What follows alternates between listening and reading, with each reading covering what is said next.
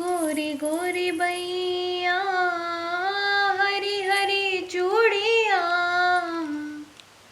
बैया पकड़ हर ली नीरे मुझसे नैना मिला के छाप तिलक सब छीन।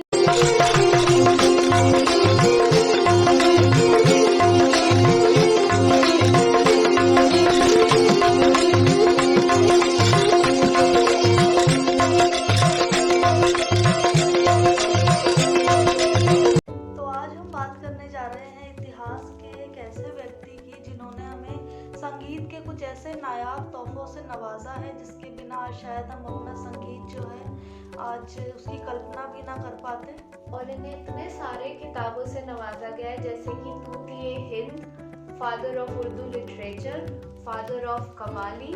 और अगर आप समझ रहे हैं कि मैं किसकी बात कर रही हूँ तो जी हाँ, बिल्कुल सही समझे हैं। आज हम बात करने जा रहे हैं अब्दुल हसन यमीनुद्दीन खुसरो उर्फ अमीर खुसरो की।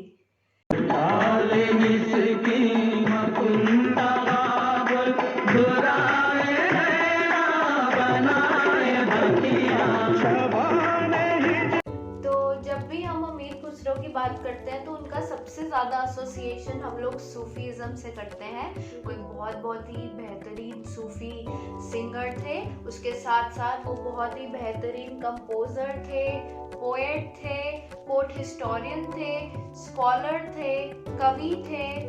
और मुझे लगता है उन्हें इतने किताबों से नवाजा गया और उनका कंट्रीब्यूशन जो है इतना ज़्यादा वर्सेटाइल है कि हम जो है उन्हें कुछ टाइटल से सीमित नहीं कर सकते। उनके काम जो है इतने ज़्यादा बेहतरीन रहे हैं और वो इतने स्किल्ड थे, वो बहुत ही वेल वर्स्ड थे अरबिक लैंग्वेज में, पर्शियन में, संस्कृत में और हिंदवी भाषा। जो हिंदवी भाषा है, जो हम गंगा जमनी तहजीब की बात करते हैं, जो बिफोर पार्टीशन हिंदुस्तानी भाषा थी, उसकी डेवलपमेंट में भी उन्होंने काफ़ी ज़्यादा कंट्रीब्यूशन दिया। इनफैक्ट उसकी मतलब उसमें उनके काफ़ी सारे वर्क्स देखने को मिलते हैं। उसके साथ साथ उनके कुछ काम पंजाबी लैंग्वेज में भी देखने को मिलते हैं। तो वो बहुत ही एक वर्सेटाइल पर्सनैलिटी थे जिनमें इतने सारे स्किल्स थे।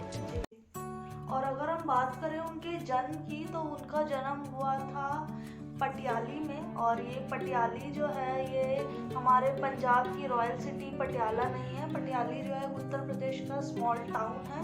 और उसके बाद उन्होंने अपनी जीवन के जो है बहुत सारे साल जो हैं दिल्ली सल्तनत के 7 से ज़्यादा शासकों की सरपरस्ती में बिताए हैं। और ये जो शासक थे ये मामलुक डायनेस्टी हो गई, फिर हमारी खिलजी है और फिर तुगलक वंश से थे। तो उनकी ज़िंदगी के बाद के साल थे वो उन्होंने जो चिश्ती कल्ट के बहुत ही पॉपुलर सूफी सेंट है हज़रत निज़ामुद्दीन औलिया साहब, उनकी खिदमत में उन्होंने अपनी ज़िंदगी के अंतिम साल बिताए हैं। और जब भी हम लोग शागिर्द और मुरीद की बात करते हैं यानी कि चेले और गुरु की जब भी बात आती है तो इन दोनों की रिलेशनशिप की बात ज़रूर होती है, क्योंकि कहा जाता है कि वो दोनों एक दूसरे के बहुत अजीज़ थे। और हज़रत निज़ामुद्दीन औलिया साहब के देहांत के 6 महीनों बाद ही ऐसा कहा जाता है कि अमीर खुसरो भी चल बसे थे। जो हज़रत निज़ामुद्दीन की दरगाह है उसके पास ही अमीर खुसरो की जो है कब्र भी बनाई गई है। और अमीर खुसरो का जो लिटरेरी वर्क है उसको जो है 4 पार्ट्स में डिवाइड किया गया है। और इनके काम में हमें जो है दीवान वर्क, रोमांटिक वर्क, उसके बाद प्रोज वर्क और जो हिस्टोरिकल राइटिंग्स हैं वो हमें देखने को मिलती हैं। तुगलक नामा रचा है जो कि जो गयासुद्दीन तुगलक है, जो फर्स्ट तुगलक रूलर हैं जिन्होंने तुगलक वंश की स्थापना करी है, उनकी लाइफ के बारे में, उनकी जर्नी के बारे में जो है तुगलक नामा में अमीर खुसरो ने ही हमें लिख के दिया है जी। और वो खिलजी की भी एक बुक है, उनकी बुक है खजाना इन उल फुतूह। और इसके अंदर उन्होंने खिलजी की जो वॉर्स थी उसके बारे में डिस्क्रिप्शंस दिए हैं, उनके जो कंस्ट्रक्शन वर्क्स थे, जो एडमिनिस्ट्रेटिव सर्विसेज थी खिलजी के रेन की, उसके बारे में, अलाउद्दीन खिलजी के रेन के बारे में, उसके बारे में काफ़ी कुछ हमें। और इसी वजह से जो है हमें इनके काम में इतनी ज़्यादा डाइवर्सिटी मिलती है, क्योंकि ये अलग अलग रूलर्स के साथ रहे हैं, अलग अलग रूलर्स के दरबार में उनके कोर्ट हिस्टोरियन बन के रहे हैं। और जो इनकी रोमांटिक कॉम्पोजिशंस हैं वो काफ़ी ज़्यादा पॉपुलर है, राइटिंग्स के फॉर्म में भी, पोएम्स के फॉर्म में भी, रिडल्स के फॉर्म में भी, और जो हम वो बोलते हैं दोहे उनके फॉर्म में भी, और कवालियों के फॉर्म में भी। और उसके साथ साथ इनकी एक डिक्शनरी भी है पर्शियन और हिंदी लैंग्वेज के लिए, उसका नाम है खालिक बारी। और अगर हम इनकी रोमांटिक कॉम्पोजिशंस की बात करें तो उनमें से कुछ हैं मजनू और लैला, खुसरो शिरीन, और आईना है सिकंदरी, ये अलेक्जेंडर की लाइफ पे बेस्ड है। और एक और इनका काम है जिसका नाम है हस्त बहिश्त। अब हस्त बहिश्त जो है उसका मतलब होता है 8 पैराडाइज या 8 जन्नतें। म्यूजिक में सबसे बड़ा उनका जो कंट्रीब्यूशन है वो है म्यूजिकल इंस्ट्रूमेंट सितार। और जो आज के म्यूजिशियंस हैं वो अमीर खुसरो को क्रेडिट देते हैं। उन्होंने 6 स्टाइल जो है म्यूजिक के तैयार किए हैं। जिन स्टाइल है कौल, कलबाना, नक्श, गुल, तराना और ख्याल।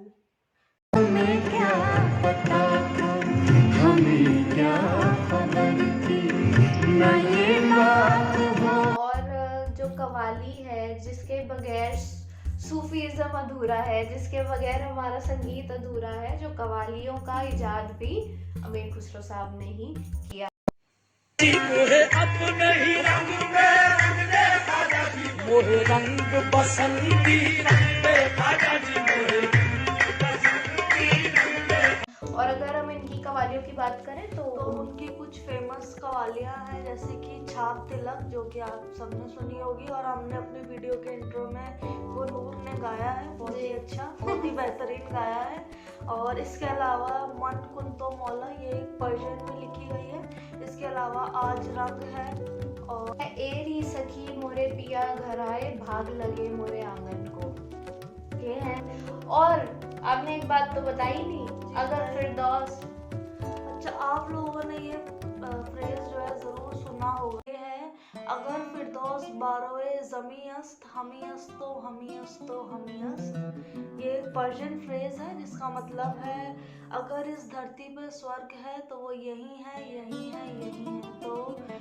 तो ये जो फ्रेज है इतना खूबसूरत, ये भी इसका श्रेय भी अमीर खुसरो को ही जाता है। और कहते हैं कि ये फ्रेज जो है उन्होंने डेडिकेट किया था हज़रत निज़ामुद्दीन औलिया को। और उसके बाद जो हमारे मुग़ल एम्परर रहे जहांगीर, उन्होंने ये डेडिकेट किया कश्मीर को। कश्मीर में जो शालीमार बाग उन्होंने बनवाया जो कि बहुत ज़्यादा खूबसूरत है। और उसके अलावा जो है जब शाहजहां गद्दी पे बैठते हैं तो आप लोग ने ज़रूर लाल किला घूमा होगा दिल्ली का। खास दीवाने खास में जो है इंस्क्राइब किया गया एक वॉल पे था, इंस्क्राइब किया गया है ये वाला फ्रेज, तो वो यही था। और अगर हम बात करें कि कवाली को इंटरनेशनल फेम किन्होंने दिलवाया है तो हमारे जहन में सबसे पहले नाम आता है नुसरत फतेह अली खान साहब का।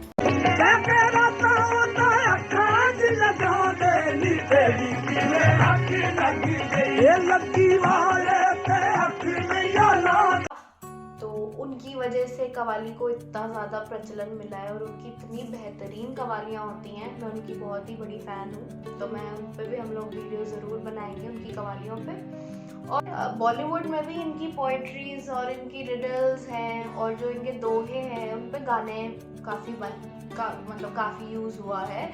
और जो आज रंग है गाना है, ये 1978 की एक मूवी है जुनून, ये 1857 के रिवोल्ट पे बेस्ड है। तो उसमें जो स्टार्टिंग सॉन्ग है वो आज रंग है का यूज़ किया गया है उस गाने में। और छाप तिलक के तो इतने सारे वर्जन सुनते ही हैं। छाप तिलक एक्चुअली सबसे ज़्यादा पॉपुलर है। 4 लाइनें गा दीजिए अपने फेवरेट गाने की। तेरी सखी मोरे पिया घर आए, भाग लगे मोरे आंगन को,